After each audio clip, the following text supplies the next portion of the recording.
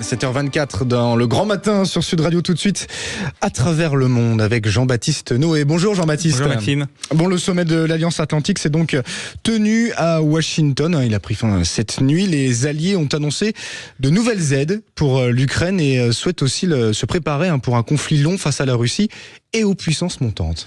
Oui, c'était toute la grande famille atlantique qui est réunie à Washington, donc sous l'égide, sous le drapeau américain, avec plusieurs objectifs et notamment de pérenniser l'aide à l'Ukraine, notamment en vue de l'élection présidentielle.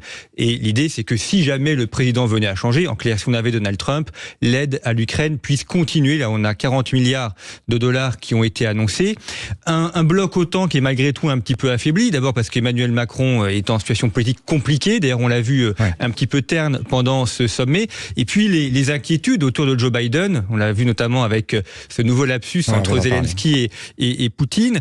Mais ensuite, il y a un autre sujet de fond qui est aussi que l'OTAN a une armée faible, notamment les Européens. Ça, c'est aussi un vrai sujet. L'armée otanienne, enfin les armées d'Europe manquent d'hommes, elles manquent de munitions.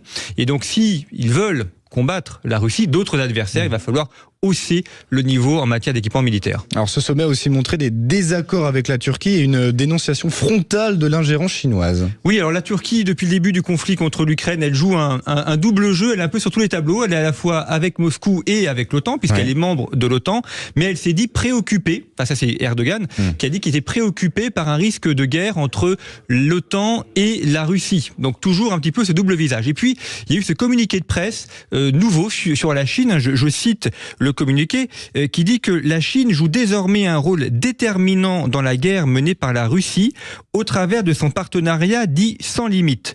C'est la première fois qu'il y a des mots aussi fermes sur la Chine et sur son soutien à la Russie, ce qui évidemment ne va pas améliorer les relations entre l'OTAN et la Chine. N'est-ce pas finalement du coup, Jean-Baptiste, acté que le monde est divisé en deux, qu'il y a finalement une sorte de retour des blocs ?